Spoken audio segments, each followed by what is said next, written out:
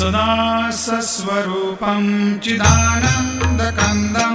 जगत्सम्भवस्थानसंहारहेतुं स्वभक्तेच्छयामानुषं दर्शयन्तं